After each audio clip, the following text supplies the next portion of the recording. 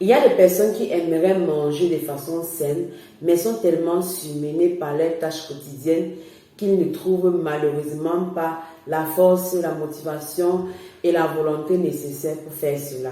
C'est plus facile pour eux de porter leur choix sur des fast-food, sur le pain ou bien les croissants du boulanger ou encore des gâteaux et des biscuits ou des chocolats dans le placard de la cuisine.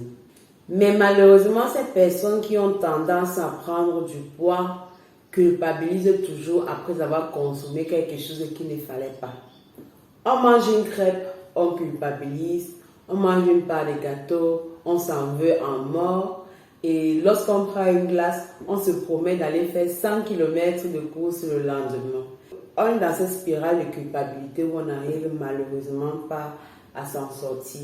Il est temps pour vous d'apprendre à manger sans remords, sans frustration et sans culpabilité. Et c'est de cela qu'on parlera dans la vidéo d'aujourd'hui. Je vais vous donner 7 conseils qui vous aideront à vous alimenter le plus souvent dans votre quotidien de façon saine. Et tout cela après mon générique.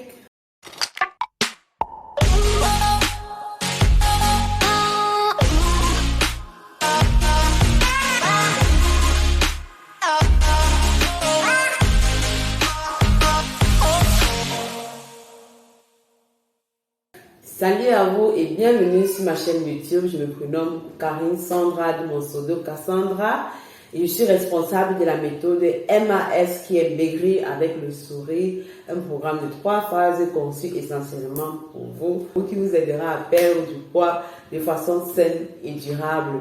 Et pour accéder à ce programme, n'hésitez pas à cliquer sur le lien inscrit sur la barre d'infos. J'espère que les fêtes de fin d'année sont passées très bien chez vous.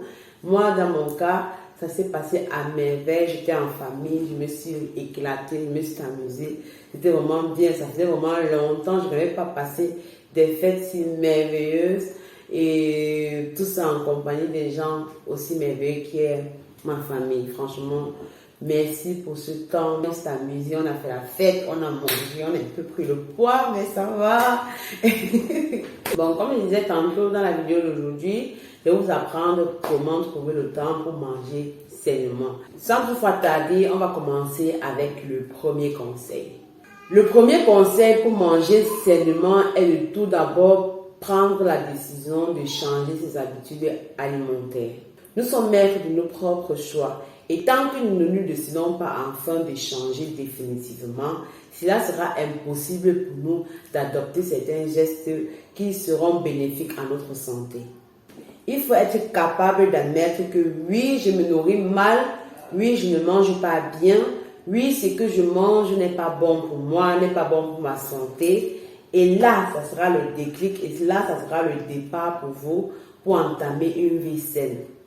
Après avoir pris la décision de changer, il faut se défaire de tout ce qui peut nuire à l'accomplissement de notre objectif.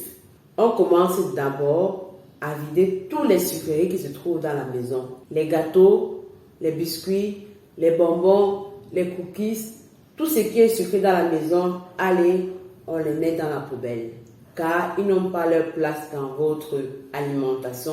Ce sont des aliments vides en nutriments qui n'apportent rien à notre corps, mis à part de l'énergie transformée en graisse qui nous feront prendre du poids. Je sais bien que certains parents vont directement penser à leurs enfants. Ils vont se dire, oh, c'est comment avec mon enfant? Mon enfant a besoin de sucreries. Sans la sucrerie, mon enfant ne se calme pas. S'il vous plaît, arrêtez ça. Tout ce que l'enfant fait, c'est grâce à vos habitudes. L'enfant ne vient pas, quand l'enfant vient au monde, il ne connaît pas ce que c'est que les gâteaux. S'il commence à manger les gâteaux, c'est parce qu'une fois vous avez pris ces gâteaux-là et leur avez donné. Il ne faut pas céder aux caprices des enfants. Après tout, c'est vous le chef de la maison ou pas? Donc, mettez votre force en valeur et dites, ma chérie, aujourd'hui on mange des brocolis et ce sera les brocolis qui seront mangés. Ainsi soit-il. Il est très important en tant que parent d'inculper à nos enfants des bons gestes alimentaires. Tout cela n'est qu'une question d'habitude et cela commence dès le bas âge. Je me rappelle bien quand j'étais petite, étant toute petite, je buvais le jus seulement le temps des fêtes. Donc quand nous l'arrivait, c'était vraiment la fête pour nous les enfants parce que c'était en ce moment-là qu'on pouvait s'offrir un jus. Et les biscuits, les croquettes, tout ça, c'était le temps des fêtes qu'on avait ça. On consommait ce qu'il y avait à table. Si ça ne te plaisait pas, tu te levais de table, tu partais. Et laisse-moi te dire que tes frères ne devaient même pas te laisser. Mes frères étaient là, ils attendaient seulement ce moment crucial où je devais me dire que, ok, bon, aujourd'hui, si je ne mange pas ça, je ne mange pas ci, à peine avoir dit qu'on avait abondu sur mon plat et qu'on s'était emparé de mon assiette. Donc, il n'y avait pas cette histoire de, oh, je ne mange pas. Tu mangeais ce qu'il y avait sur la table. Et si ça ne te plaisait pas, allez, oui, du balai. Ou bien tu devais dormir affamé. De nos jours, les parents cèdent beaucoup aux caprices de leurs enfants. Il suffit que l'enfant crie et donc du coup, il obtient directement ce qu'il veut. Non, ce n'est pas comme ça que nos parents nous ont éduqués. Pourquoi inculpons-nous cette éducation-là à nos enfants? Il est temps de changer et d'enseigner à nos enfants comment bien s'alimenter. Et comme je disais tantôt, ça commence dès le bas âge.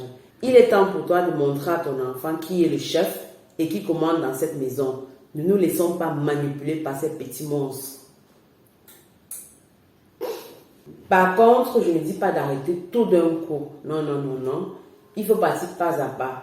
Peut-être choisir un jour du week-end, par exemple le samedi ou bien le dimanche, et vous allez prendre en famille une glace ou bien vous faites un gâteau. Mais il faut vraiment que ce soit la fréquence de la consommation de ces aliments diminue quand même drastiquement dans votre quotidien. Le troisième conseil de planifier ces menus de la semaine à l'avance. Cela vous fera non seulement gagner en temps, mais aussi en argent. Car l'organisation est la clé d'une alimentation équilibrée. Il ne s'agit pas bien évidemment de tout changer d'un coup. On peut par exemple commencer par planifier les repas du soir. Chaque soir se fait un repas avec très peu voire zéro féculent. Par exemple, un bon steak grillé avec une belle salade ou encore du poisson accompagné de légumes. Il y a tellement de recettes sur le net, c'est à vous de faire votre choix en fonction de vos envies. Après avoir listé votre menu de la semaine, vous pouvez donc aller maintenant faire les courses. Évitez impérativement les produits industriels ou bien transformés. Choisissez les produits naturels. Le quatrième conseil est d'apprêter tout ce qu'il me faut pour préparer mes repas de la semaine. Comme par exemple de couper ses carottes, haricots verts, poivrons, persil, apprêter ses condiments, écraser, émincer, découper sa viande ou bien son poisson et l'assaisonner, et de le mettre au frigo ou au congélateur en fonction de son temps d'expiration.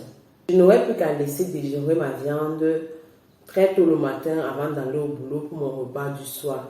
Et vous verrez que la préparation de vos repas vous prend en moyenne seulement 30 minutes car vous aurez à l'avance tout apprêté. Donc il est vraiment important de s'organiser pour toute la semaine.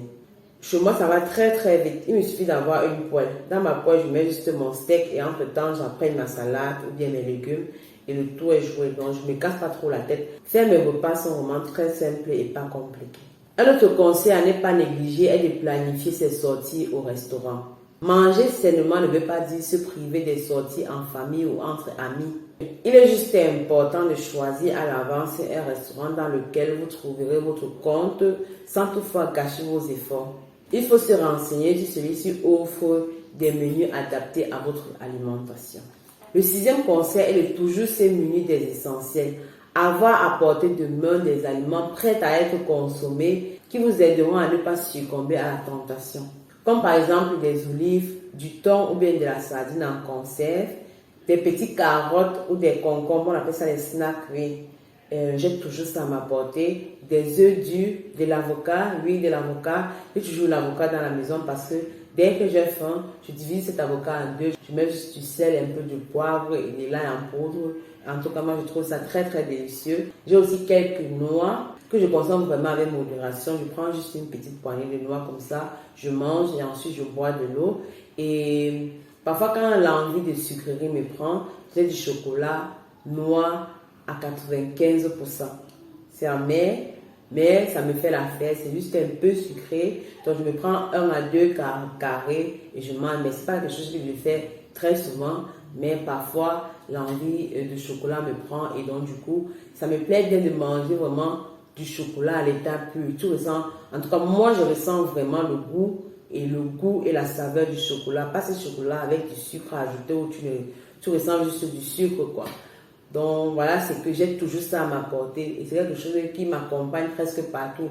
Dans ma voiture, dans ma voiture, à la maison et parfois au boulot. Donc, quand je pars au boulot, dans le frigo, j'ai toujours mes boîtes d'olives là-bas ou bien mes carottes et mes petits snacks de concombre, quoi. Dans mon boulot, il y a tellement de sucreries sur la table. Les patients qui nous donnent toujours des sucreries comme remerciement.